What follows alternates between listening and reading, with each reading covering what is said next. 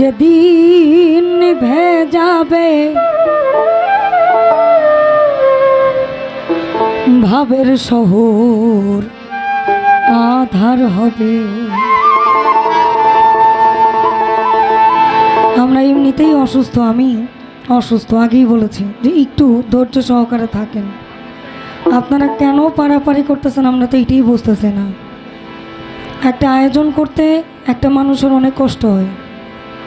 আপনারা নিজেদের মর্দাঙ্গি দেখাইতেছেন যে আপনারা মারামারি করতেছেন, আমরা এটা করতে পারি। এখানে 12 জায়গার 12 বৈতালিক লোক আসে, কারো মন মানসিকতা তো একরকম থাকে না। সুখ পাখি তোর পালাইবে ছেড়ে সুখালয়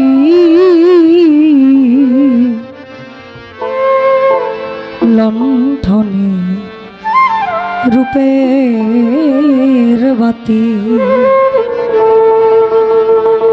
ও মন জ্বলছে রে সদাই, ও মন জ্বলছে রে সদাই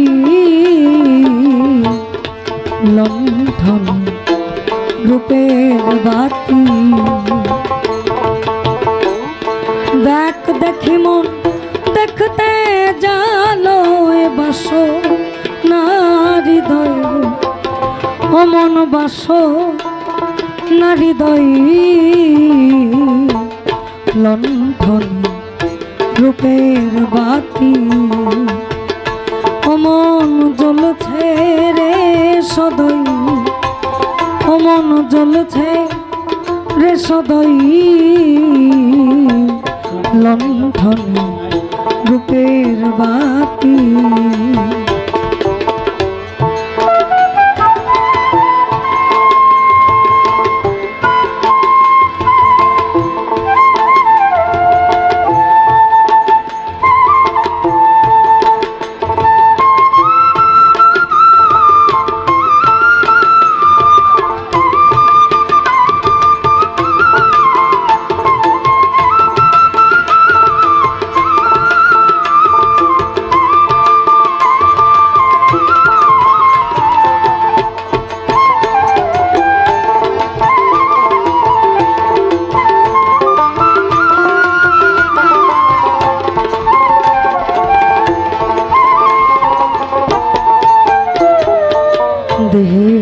বাতি যেদিন নিভে যাবে ভাবের শহর আধার হবে।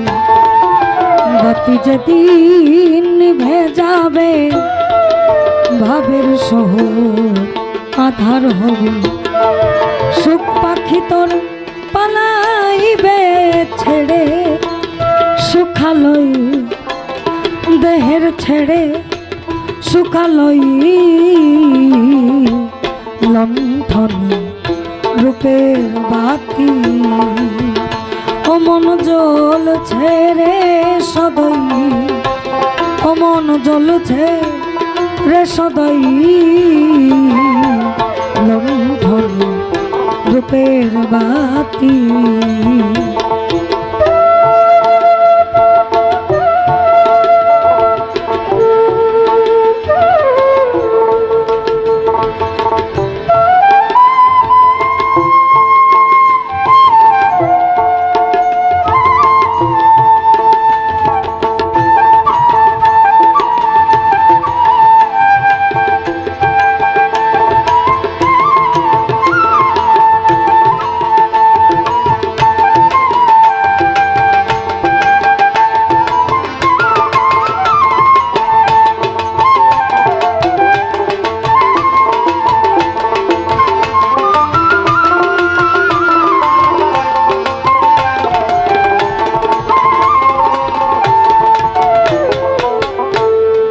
আমার ব্যক্তিগত একটা ক্ষোভ প্রকাশ করি, ক্ষোভ।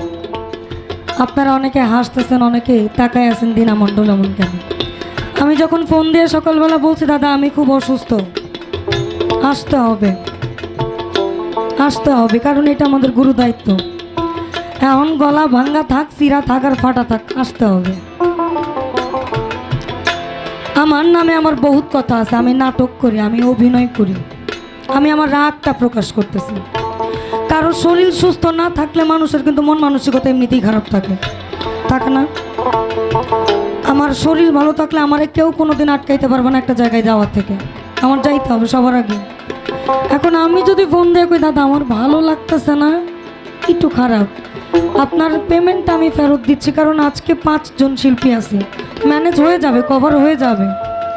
একজন আমি আমি আমি গান না গাইতে পারি, আমি তো শিল্পী, গান না গাইতে পারি, আমরা তো শ্রোতা। আমি যখন এই 4 ইঞ্চি মঞ্চটাতে দাঁড়াই, যখন আমি গান গাইতে পারবো না, আমার থেকে খারাপ আপনাদের লাগবে না, এবং আমার থেকে বেশি লজ্জা আপনাদের লাগবে না। মানুষের অসুস্থতা বইলা কয়ে আসে না,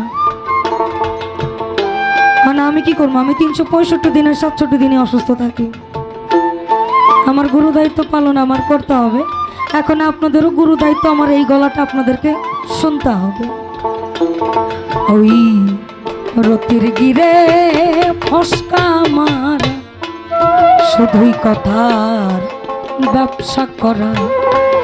রতির গিরে ফসকা মারা, শুধুই কথা ব্যবসা করা। তার কি হবে রূপনি হারা,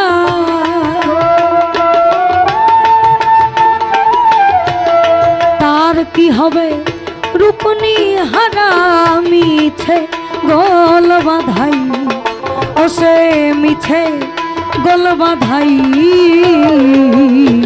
লণ্ঠনে রূপের বাতি, ও মন জ্বলছে রে সদয়, ও মন জ্বলছে রে সদয়।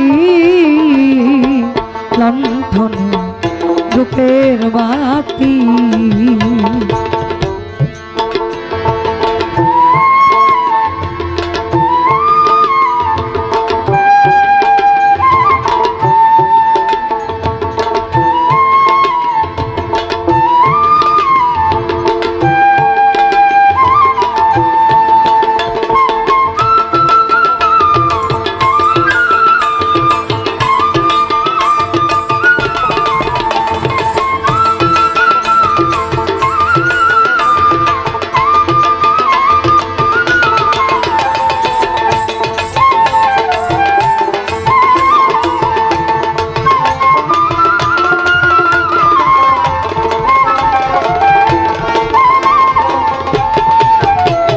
দরবেশ সিরাজ সাই বলে রে লালন, স্বরূপ রূপে দের নয়ন।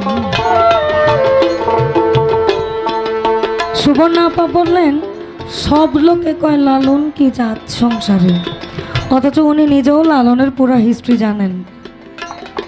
উনি যখন ওখান থেকে বিতরিত হয়েছে তারপরে গিয়ে বলছে সবার উপরে মানুষ সত্য, তাহার উপরে নাই। তো মূল হিস্ট্রি আগে জানতে হবে, ফিলোসফি আগে, থিওরিটা নিয়ে আসতে হবে। উনি এই ধর্মের ছিলেন, এই কারণে উনি ছেউড়িয়াতে আসছেন।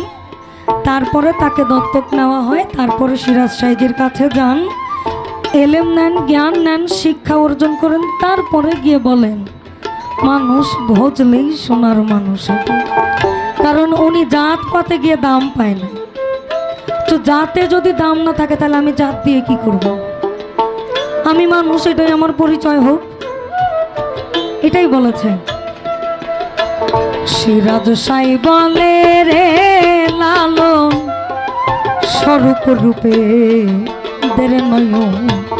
কুলেমিন মুমিনিন আরশে আল্লাহ, প্রত্যেক মুমিন ব্যক্তির কলবে আল্লাহর ঘর। এবং খলাকাল আদম সুরতি, আমি আদম জাতিকে বানাইছি আমার নিজ সুরতে প্রেমের জন্য। সিরাজ সাই বলে রে লালন, স্বরূপ রূপে দের নয়ন।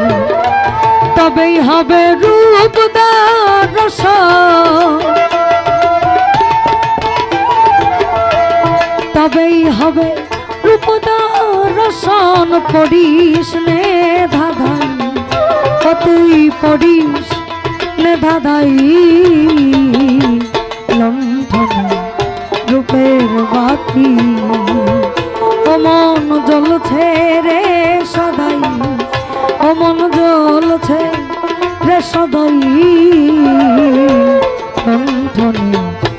রূপের বাতি দেখ দেখি মন দেখতে জানায়,